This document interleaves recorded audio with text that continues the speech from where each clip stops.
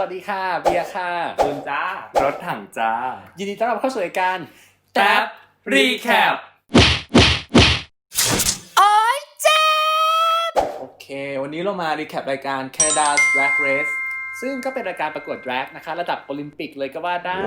และต้นฉบับมาจากรายการ RuPaul's Drag Race ที่อเมริกานะคะจากนั้นก็ขยายฐานแฟนคลับมาที่เมืองไทยแล้วก็ที่อังกฤษล่าสุดเนี่ยก็ไปประเทศแคนาดาแล้ว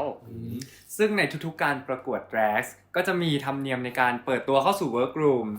เนาะแล้วเรามาดูกันว่า Canada's Drag Race เนี่ยเขาจะเปิดตัวกันได้อลังการแค่ไหนไปดูกันเลยนะคะคนแรกนะคะพริยังกา My name is Priyanka. What's my name?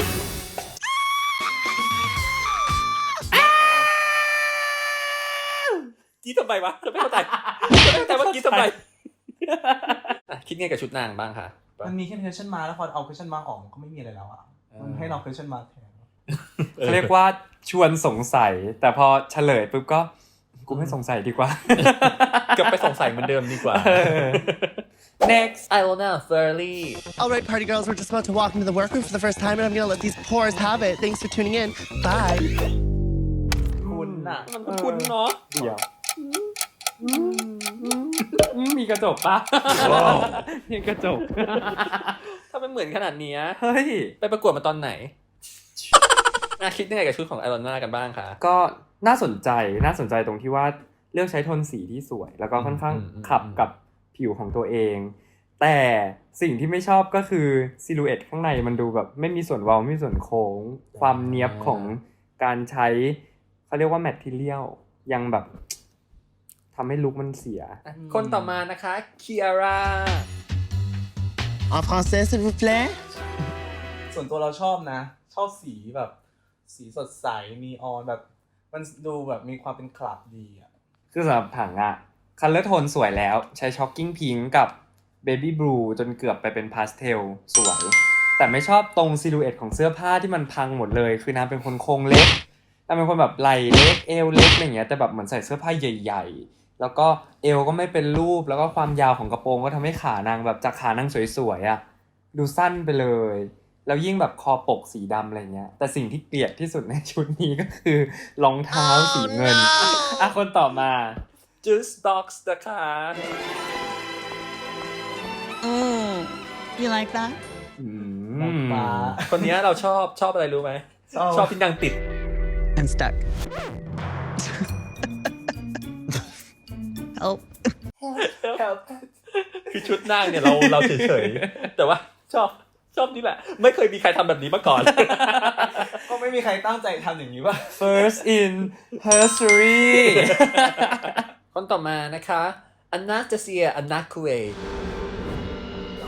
I am Anastasia Anakwe คือนางเป็นคนที่เราเดินเข้ามาแล้วรู้สึกได้เลยว่าเป็นแฟชั่นควีนคือแบบทั้งท่าเดินทั้งชุดทั้งการแต่งหน้าอะไรอย่างเงี้ยมันแสดงออกมาเลยนางเป็นแฟชั่นควีนหรือเป็นสายประกวดแบบประกวดนางงามนะคะเกือบชอบอีกแหละแต่ยังไม่ชอบส่วนตัวเรามองว่าแบบคือโค้ทสีขาวอ่ะมันเหมือนมันตั้งใจให้มันแบบใหญ่มากๆแล้วอะแบบโกบิ๊กเลยโกใหญ่แบบเล่นใหญ่มากๆแต่ไหล่มันตกอ่ะไหล่มันไม่แบบอะไรออกมาอย่างเงี้ยคนต่อมานะคะเลมอน Pucker up, motherfucker. ไข่เจียว อันนี้ก็เป็นอีกหนึ่ง copy paste เนาะจากชุดของเรียนาเนาะในงานเมดกาล่ามองไปชุดที่นางใส่ไม่ได้เลยชุดข้างในเนาะนมไม่มีเอวไม่มีแล้วโชว์กระดูกซี่โครงอีกมันคือแบบขโมยชุดแม่มาใส่อะไรอย่างเงี้ยแต่ชมเมคอัพสวยคนต่อไปนะคะ Scarlett Bobo You didn't think you could bring the race to Canada without Scarlett Bobo, did you? เราชอบนิสัยเราค่อนข้างจะชอบ personality แล้วก็การพูดของนางการเดินของนางนะแต่ว่าชุดกับเมคอัพของนางเนี่ยเรามีความรู้สึกมันคล้ายๆกับอาจารย์ มันดูแบบเหมือนช่วงแรกๆที่อาจารย์ออกมามันดูไม่ค่อย polish เท่าไหร่เรารู้สึกให้อารมณ์แบบนั้นนะแต่หางชอบเสียงคนนี้นะชอบเสียงการ์เล็ตมากแบบดูดึงดูดคนต่อมานะคะ Kind Attention fives, a tan has just arrived. ตอนเดินตรงเข้ามาคือแบบว่าโหเซิร์ฟจะเคิร์ฟอีกแล้วทรงดีนี่แต่พอแบบขยับตัวย่นต้นย้วยเสียดายคนต่อมานะคะ I am not like other queens. เราชอบมากเลยเราชอบคอนเซปต์ของนางมากๆนะคะที่เป็นวัวใช่ไหมแล้วก็มี UFO มาดูดนางขึ้นไป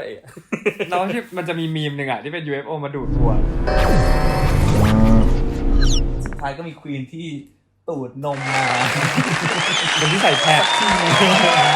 ไม่ใช่ตูดจริงนมจริงด้วยไม่ต้องแผดเลย ชอบที่นางบอกว่าเนี่ย split high kick dead drop jumps อะไรเงี้ยทำไม่ได้เลยทุกอย่าง Splits, high kicks, death drops, jumps. I do none of it. คนต่อมานะคะริต้าดากา Bonjour, hi. Say hello to the Queen of Montreal. จริงๆชุดนี้สวย แต่ว่าถ้าเกิดทำให้เห็นซิลูเอตของหน้าอกอะไรเงี้ยแล้วก็เผยโชเดอร์นิดนึงแล้วก็ข้างหลังยกสูงขึ้นไปเงี้ยมันจะทำให้แบบส่วนคอมาดูสง่าให้มันส่งกับชุดแต่กลายเป็นแบบอันนี้เหมือนชุดกลืนคนใส่ แต่ชอบ texture ชุดนางนะ มีความแบบเล่นกับไฟ แล้วคุณตูนชอบเล่นกับไฟหรือเปล่าจ๊ะคนต่อมานะคะจิมโบ Oh, wow. Oh, my God. Okay, I'm going to spin in a circle. ก็ชอบมันก็วันแรกเลยโอเวอร์ออลคือแคมป์เวียดแต่สะอาดอะทำงานเนียบแล้วก็คลีนอะแบบการแต่งหน้าเห็นแบบดูเลอะด้วยอะไรแต่แบบถ้าซูมดีเทลดีๆก็คือละเอียดสวยแล้วเสื้อก็คือเก็บแล้วก็ซิลูเอตดีมากคัตติ้งก็ดีชอบ เชื่อว่าทุกคนเห็นจิมโบแล้วจะต้องชอบก่อน ชอบใน personality แล้วก็พอเห็นชุดแล้วแบบคาแรคเตอร์ของนางมันชัดเนาะ ใช่ ไหมต่อมานะคะไทโนมิแบง Serving body, giving face. Watch out, Canada. I'm here to win this race. คือนางเป็นแดนเซอร์ของแบบของศิลปินใหญ่ๆเลยอะแบบไปทัวร์คอนเสิร์ตด้วยเลยอะไรอย่างเงี้ยคือนางเป็นสายนั้น ทุกคนในห้องนี้ก็เลยรู้จักนางเพราะนางเป็นแร็กแบบตัวแม่เลยอะของที่แคนาดานะแต่ชุดเราว่าชุดนางเนี่ยเหมาะกับการขึ้นเวทีที่แบบสปอตไลท์ส่องมาแบบว่าสะท้อนน่ะ ฟิลไอ้เนี่ยฟิลเพอร์ฟอร์มในผับอะแล้วแบบไฟฟุบฟับอย่างเงี้ยแล้วประเด็นก็คือถ้าเกิดบอดี้สูทที่นางใส่มันทรานส์ลูเซนต์กว่านี้ก็จะเห็นที่อยู่ข้างในแล้วมันจะทำให้ดูแบบดูเห็นเว้าเห็นเคิร์ฟสังเกตมาแล้ว12คนใช่ไหม12คนวิกของแคนาดาทำไมมันไม่มีลายผมเลยมันตัดแบบตัดฟึบไปเลยอะไรอย่างเงี้ยก็เลยแบบใช่ มันใส่หมวกกันน็อก จากใน entrance look ทั้งหมดเนี่ยคิดว่าชอบของใครที่สุดเราเริ่มที่เราก่อนนะเราชอบจิมโบ ทุกคนเห็นความต้องการว่าจิมโบนะคะก็ชอบด้วยความที่เป็นคอนเซปต์ความเวียร์ดความแคมปี้เนาะแล้วก็มันก็ดูเป็นไฮแฟชั่นด้วยเหมือนกันใช่ไหมคิดไง พี่ตูนว่าไง เราชอบความที่นางเข้ามาแล้วนางอินคาแรคเตอร์ชัดเจนมากคือคนดูอย่างเรารู้เลยว่าแบบนางต้องการจะสื่ออะไรนางต้องการจะพูดถึงอะไรตัวคาแรคเตอร์ที่นางเอามาพรีเซนต์เราเนี่ยคืออะไรคือเราไม่ต้องมานั่งตีความไม่ต้องมานั่งคิดเยอะมันชัดมากๆอะไรเงี้ยแบบนางเสิร์ฟแบบถึงที่แล้วแบบว่านี่คืออย่างนี้ที่ฉันอยากจะให้ทุกคนเห็นแบบ first look ของฉันอะไรเงี้ยคำถามก็คือเหมือนนางหลุดยุคมาเลยอ่ะแบบด้วยความที่เป็นเด็กการละครอย่างเงี้ยดูปุ๊บเฮ้ยมันคืออินเนอร์ของคนกำลังหลงทางหรือแบบมาเจออะไรใหม่ๆอะไรอย่างเงี้ยแล้วแบบมันสดใสมันเฟรชมากเลยอ่ะแล้วก็ชุดชอบคอนเซ็ปต์เซอร์คัสอยู่แล้วเป็นคนชอบอะไรเกี่ยวกับเซอร์คัสแล้วเอามาทำเนี่ยแล้วมันแบบทำความแคมปี้ทำความเวียดให้มันเนียบอย่างเงี้ยสวยซึ่งเจมโบเนี่ยจริงๆเป็นเด็กเธียเตอร์นะคือเป็นคนที่แบบเหมือนคอยทำชุดทำอะไรให้กับโรงละครอ่ะนางก็เลยทำได้เองด้วยแล้วนางก็มีความเป็นเด็กเธียเตอร์อยู่พอสมควรเลยอ่ะเท่าที่ดูไม่สงสัยจบกันไปนะคะสำหรับ12คน entrance look ทั้งหมดต่อไปเนี่ยก็จะเข้าสู่ช่วง mini challenge ซึ่งก็จะพาทุกคนเนี่ยในชุดเดิมไปถ่ายแบบกันแต่ในการถ่ายแบบก็จะมีทวิสต์นิดนึงคือทุกคนต้องปีนเขาขึ้นไป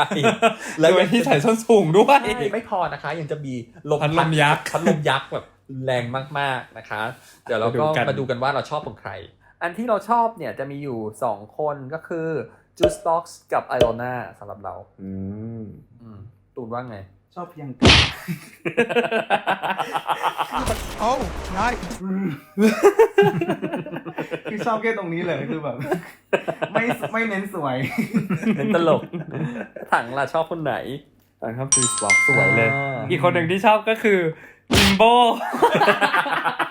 เอาลุกไม่ได้ออกมาแบบไม่ได้ออกมาสวยอะแต่แบบ มันเรียกเสียงหัวเราะได้อะ คือนางอินคาแรคเตอร์ตั้งแต่ในห้องเวิร์กรูมจนดบมาจนถึงยอดเขา แล้วก็อีกอย่างหนึ่งจูสบ็อกก็คือล้ม เป็นควีนคนแรกที่ ลง ต้านทุกอย่างเลย ตั้งแต่เดินเข้าห้องมาก็ แล้วก็อุ้ย แล้วก็จะโดนอีก I fall ทีนี้เนี่ยคนที่ชนะมินิ challenge นี้คือคายซึ่งสำหรับเราค่อนข้างค้านสายตานะเราเฉยๆกับคายมากเลยในชุดนี้แล้วก็ในการถ่ายแบบอันนี้เนี่ย มันตั้งคำถามไงว่าแบบชุดคุณสวยชุดคุณสีดันไปเข้ากับธงแดกเรสอะไรอย่างเงี้ยแต่แบบบอกว่ามันอีซี่ไปไหมอะแค่นั้นเองอะ คือนางเป็นคนเดียวที่เอ็กเพรสชันเลยว่าถึงยอดแล้วอะไรเงี้ยคือนางเป็นคนเดียวเลยที่ทำเอ็กเพรสชันนี้เลยเตะตากรรมการเยอะหรอแต่คือถ้ามันแค่นั้นอ่ะมันก็แบบเรียลลี่ควีน ก็จบไปสำหรับมินิ challenge นะคะมาต่อกันที่ maxi challenge สำหรับ maxi challenge อันนี้นะคะนี่การตัดชุดเนี่ยคอนเซปต์ก็คือคันนักคือทัวร์คำว่าคันนักในที่หมายถึงแคนาดาเองนะคะก็จะมีกล่องแบบว่าของแคนาดาที่เป็นแคนาดามาให้ซึ่งคนแรกเนี่ยที่ขึ้นรันเวย์แล้วก็คือ Anastasia Anakue นะคะในคอนเซปต์แคนาดาเกย์ชุดสวยเนาะสีแดงเนี่ย สวยมากเราชอบ ลองเห็นภาพว่าถ้าเกิดบอดี้สูทข้างในเป็นสีขาว เราจะเห็นซิลูเอตของเขาชัดกว่านี้แล้วก็ในส่วนเขาเรียกว่าเขาใช้การตัดตรงนี้เนาะเพื่อยื่นมือออกมา ถ้ามันแบบว่าโค้งขึ้นอะไรอย่างเงี้ย รับกับลายใช่มันวิ่งขึ้นมาข้างบน มันก็จะดู เป็นชิ้นเดียวกัน ใช่แต่ว่าเนียบมากเป็นงานที่เนียบมากฝีมือดีเลย ยอมรับคนต่อมาก็คือเคียร่านะคะในคอนเซปต์ like a Perry Perry แปลว่าอะไรรู้ไหม Perry หมายถึงทุ่งหญ้าก็จะมาเป็นแบบว่ามีพวกข้าวพวกหญ้าอะไรเงี้ยเต็มไปหมดเลยนะครับเป็นการเกษตรนิดนึง เป็นทริบิวต์จากเขตแดนเกษตร แต่ชอบคอนเซปต์ชอบคอนเซปต์แต่สิ่งที่คอมเมนต์ก็คือกระโปรงเนี่ยหุ่นสวยมากแต่พอเป็นกระโปรงที่แบบความสั้นความยาวมันไม่สมมาตรมันเลยกลายเป็นแบบอีกแล้วอะไรอย่างเงี้ยได้แบบได้ entrance แล้วต่อมานะคะเลมอนนิวยอร์กควีนของเรากับชุดอะไรก็ไม่รู้เนี่ย คือคอนเซปต์เนี่ยคือ jock scraps ก็คือเกี่ยวกับพวกกีฬาแต่พอแต่งออกมาแล้วก็แบบ what เราค่อนข้างจะงงกับชุดของนางนิดนึงนะคือตรงนี้ก็เป็น shoulder pad ใช่ไหมใช่แล้วก็ที่ปากก็ใส่กริลด้วยเหมือนแบบว่าพวกนักมวยเขาเรียกว่ากระจับแล้วคือมีคอร์เซ็ตอะไรก็ไม่รู้แล้วก็ที่รองเท้าถ้าตอนท้ายที่กรรมการเขาสังเกตจะเห็นว่าที่รองเท้าก็มีไอ้กริลที่เอาไว้ใส่ฟันเหมือนกันที่รองเท้าซึ่งมันไม่เห็นเพราะมันใสสีมันใสแบบต้องการจะเล่าเรื่องอะไรกับลุคนี้ เหมือนหยิบกล่องมาได้ปุ๊บเห็นอะไรในกล่องใส่แม่งหมดทุกอย่างมันไม่ได้รับการคัดสรรมาว่าแบบจะทำอะไรเหมือนฟีลว่ามาในหัวโอเคอยากได้ชุดนี้อุ๊ยแต่เซรามูนก็สวยนะหยิบมาอุ๊ยแต่อย่างนี้ก็สวยนะอุ๊ยแล้วเอามายำกันหมดแล้วมันเป็นเหมือนแบบมันเละแล้วคนต่อมานะคะเอลนาเฟอร์ลี่หรือรถถัง ชอบการพรีเซนต์ใช่แล้วก็มันดูเหมือนเขาเรียกว่าอะไรเขาใช้โทนสีสวยมากเลยสีเทาเข้มกับสีส้มสว่างมันตัดกันสุดๆเลยแล้วก็การที่ปล่อยเคิร์ฟลงมาให้เห็นนมจริงๆให้เห็นบอดี้จริงๆเหมือนเขาต้องการจะโชว์รอยสักของเขาอะไรอย่างเงี้ยแล้วก็ไอตัวเส้นสายระยางเนี่ยก็เข้ากับวิกอีกแล้วเมคอัพก็สวยอีกก็เลยแบบชุดนี้สวยรถถังทำดี thank you ต่อไปนะคะคายกับคอนเซปต์ Yukon Gold Digger ก็คือนักขุดเหมืองที่ยูคอนนั่นเองหรือเราจะไม่พูด คือชุดเนี่ยเราว่าเฮ้ยมันดูดีมันสวยแต่ปัญหาก็คือไอ้ที่ขานั่นแหละที่กรรมการเขาบอกไอ้เบลบอททอมไอ้ที่เป็นก้อนๆเนี่ยมันหลุดออกมาแบบกระจุยหมดเลยแต่ชุดนางเราว่าตัดออกมาโอเคในเรื่องของเชฟในเรื่องของเคิร์ฟอะไรอย่างเงี้ยมันก็พอมีแต่ปัญหาคือไอ้ตรงเบลบอททอมอย่างที่ว่าเนี่ยแหละมันทำให้การเดินของนางดูแบบมันขายไม่ออกการเดินของนางนะคนต่อมานะคะ Scarlett Bobo กับคอนเซ็ปต์ Glam Pete ก็คือจะเป็นแนวแบบคาวบอยนิดนึงนะคะส่วนตัวเนี่ยเราชอบตรงส่วนที่มันดูเป็นคาวบอยก็คือตรงขาที่เป็นแชปส์กับหมวกแต่พอตรงข้างบนเนี่ยโซนตั้งแต่ช่วงอกของนางกับช่วงแขนเนี่ยมันดูพอมันไปคนละสีแล้วมันดูแบบมันเกิดอะไรขึ้น ตรงนี้คือเกิดอะไรขึ้นกันแน่นะคะก็เลยงง แต่นางถักสวยอยู่นะ คือแบบตั้งใจเอาผ้ามาเล่นถักเป็นแบบเป็นเปียเสียดายที่มันอยู่ตรงนั้น ๆคนต่อมานะคะจิมโบ โอ้สนใจ แต่คอนเซ็ปต์เรนโบว์ก็คือเป็นใส่รุ้ง รู้สึกว่านางจัดเรียงโทนสีได้สวย รู้สึกว่าการที่แบบนางวางแผ่นซิปทีละอันน่ะคิดมาดีแล้วแต่ติอย่างหนึ่งก็คือถ้านางแบบเอาผมขึ้นเพื่อโชว์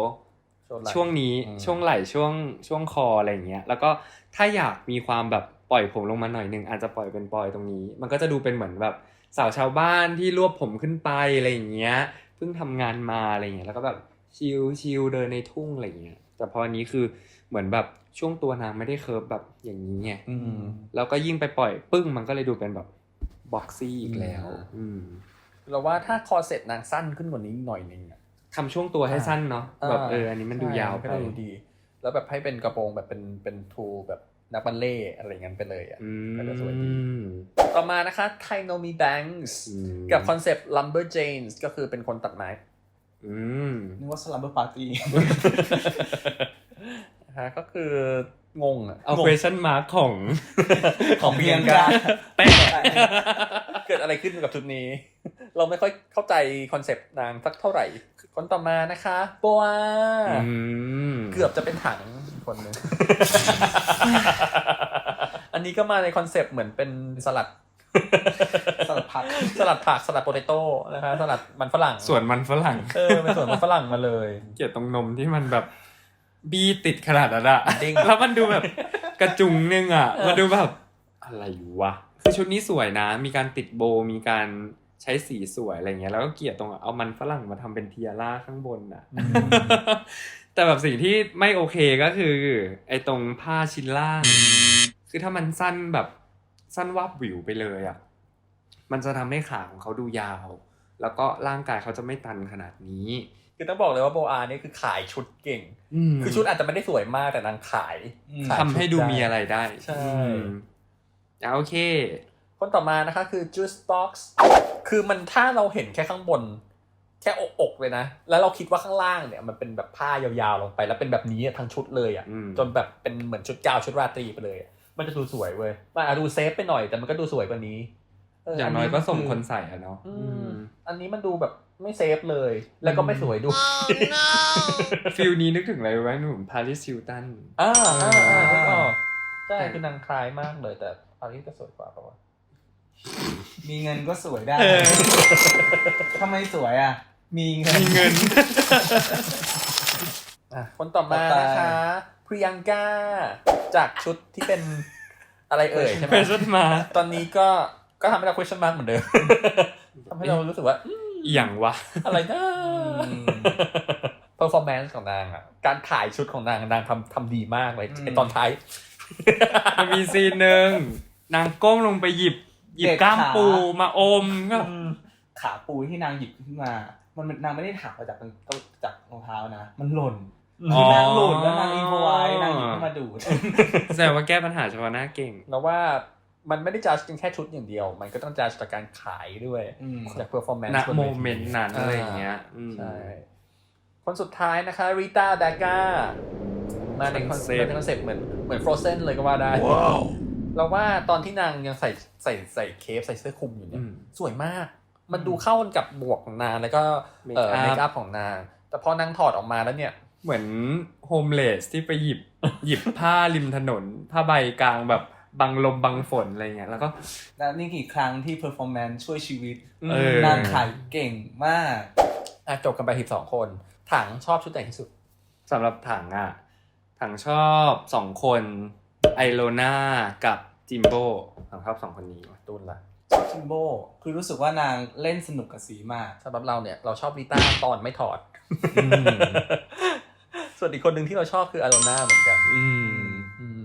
ซึ่ง กรรมการก็ให้ผลตัดสินออกมาแล้วว่า คนที่เป็นท็อป3คนก็คือมีริต้า จิโร่ แล้วก็บัว bottom 3 ก็จะมีคายจูสบ็อกซ์แล้วก็มีเลมอนเห็นด้วยไหมที่กรรมการตัดสินแบบนี้ จูสบ็อกเนี่ยใช่ ม คือแบบไม่ไหวอ่ะ อืม เลมอนก็เหมือนนายยังงงอยู่ว่าน่าจะทำอะไรกันแน่นางก็ใส่ไปหมดจนมันเละส่วนคาย แล้วเห็นด้วยกับท็อป3ไหม ไม่เห็นด้วยจิมโบ้กับลิต้าเห็นด้วย แต่ว่าโบอาจริงๆไอรอนน่าสามารถแบบเข้ามาอยู่ในท็อป3ได้นะ มันไปได้ถึงแบบท็อป4เลยอะซึ่งมีจิมโบ้ไอรอนน่าลิต้าแล้วก็มีอนาตาเซีย เพราะจริงๆอนาตาเซียคือเมนคาสมันดีมากอะเขาทำงานละเอียดมากน่าชื่นชมอันนี้เขาหน่อย หลังจากจบตรงนี้กันไปกรรมการบอกแล้วว่าใครเป็นท็อปใครเป็นบอททอมทุกคนก็จะเข้าไปอยู่กันที่ workroom เนาะเพื่อมานั่งคุยกัน ก็คือช่วงอันทัก เป็นอันทักคุยกันเราไม่ชอบใครเลยนะตรงเนี้ย She's top. You got in the top? Yes, they loved her. คือเขาเรียกว่าอะไรอ่ะเหมือนคายเซตไว้แล้วว่าโบอาคือบอททอมที่สุดคือแรงต่ำสุดของนางอ่ะแล้วเหมือนกันที่กรรมการชมโบอานางก็เลยโกรธว่าแบบกูต้องเหนือกว่าสิเหมือนนางเซตไว้แล้วว่าตัวเองอยู่ในจุดไหนของเกมอ่ะซึ่งแบบ แล้วมันเฮิร์ตที่แบบกลายเป็นมันไม่ใช่ และสุดท้ายเราก็ได้ผู้ชนะเป็นริต้าดาก้าถามว่าเห็นด้วยไหมส่วนตัวเราเห็นด้วยเพราะว่านางมีทั้งชุดที่สวยแล้วก็เพอร์ฟอร์แมนซ์ก็โอเคเทียบกับจิมโบ้ซึ่งเราก็ว่ามันเฉือนกันนะสองคนเนี้ยเห็นด้วยตรงที่ว่าถ้าเกิดกรรมการจะตั้งต้นที่ presentation ของลิต้าดีที่สุดใจส่วนตัวเราเชียร์จิมโบ้แต่คือถ้าให้เทียบกันจริงๆแล้วอ่ะจิมโบ้นางยังพรีเซนต์ไม่เยอะเท่ามีรูวิวก็มีแต้มต่อในยุคนี้มันเป็นอย่างนั้นไปแล้วใช่ แล้วก็ bottom 2 ที่ออกมาท้ายสุดนะคะก็คือมี juice box กับ lemon ถามว่าเห็นด้วยไหมเราเห็นด้วยเลยเพราะว่าเมื่อเทียบกับคายเนี่ยคายชุดยังสวยไงคือคราฟเมนมันยังดีอะเนาะแต่กับสองคนนั้นก็คือโอเคแหละมันดูแบบงงทั้งคู่เมสซี่ทั้งคู่เลยแล้วทั้งคู่ก็มาลิปซิงค์กันในเพลง I Really Like You ของ Carly Rae Jepsen ซึ่งก็เป็นศิลปินชาวแคนาดานั่นเองเพิ่งรู้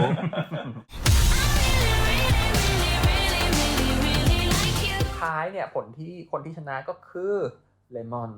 และจูสบอลก็ต้องกลับบ้านไปก็ซาเช่เวไปเห็นด้วยไหมว่าการตัดสินครั้งนี้เราอะใน performance อะเราชอบที่ Juice Box inner ที่เขา present ตัวออกมาในเพลงนะ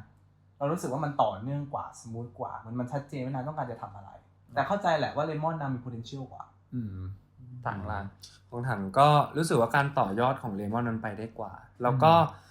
มันจะมีซีนหนึ่งที่ Juice Box อยู่ดีเกิด panic attack กลางเวทีก็เลยคิดว่าอันนี้แค่เริ่มต้นถ้าต่อไปมันยากกว่านี้ชาเลนจ์มันเริ่มแบบเริ่มมีอุปสรรคแล้วเริ่มโหดกว่านี้จะทำยังไงถ้าเกิดอาการนี้เกิดขึ้นอีกจะชักไหมจะเข้าโรงพยาบาลไหมจะหมดสติไหมมันคิดต่อแต่คนจะมี panic attack ขึ้นมามันไม่ใช่เรื่องผิดนะไม่ผิดมันเป็นเรื่องช่วยไม่ได้ที่แบบมันเป็นอาการที่ถ้าเกิดจะเกิดมันเกิดเลยมันช่วยไม่ได้จริงๆมันไม่เกี่ยวกับว่าโอเคเราเป็นคนแข็งแกร่งไหมเป็นคนอ่อนแอไหมคือแบบไม่ได้จัดในจุดนั้นถ้ามันกระแทกขึ้นมามันเกิดขึ้นมาได้เขาเรียกว่าทุกคนมีแผลที่แบบพร้อมโดนสะกิดเสมอแต่เราไม่รู้ว่ามันคือเรื่องอะไรแต่ว่ารายการก็ต้องเซฟผู้เข้าแข่งขันเกิดมันมีอะไรเกิดขึ้นอย่างเงี้ยคนที่รับผิดชอบก็ต้องเป็นรายการก็ถือว่าเป็นผู้เข้าแข่งขันคนแรกที่ออกไปแล้วก็มีความไอคอนิกพอสมควรตั้งแต่ที่ help แล้วก็ล้มแล้วสุดท้ายก็ปิวเป็นคนแรกมีแพนิคแอทแทกอีกโอ้โหได้ซีนไปเต็มๆเลยนะคะถึงแม้จะออกคนแรกก็ตามวันนี้เราก็แท็บกันมามากพอสมควรแล้วน้องน่าจะเหนื่อยละเรามาคลายแท็บกันหน่อยดีกว่าเนาะก็สำหรับใครที่ชอบก็ฝากกดไลค์กดแชร์กด subscribe หรือว่าถ้ามีคอมเมนต์อะไรฝากถึงพวกเราอยากให้พูดเรื่องอะไรเพิ่มหรือว่าแค่อยากคุยเฉยๆก็ได้ครับมาคอมเมนต์ข้างล่างได้เลยบอกได้เลย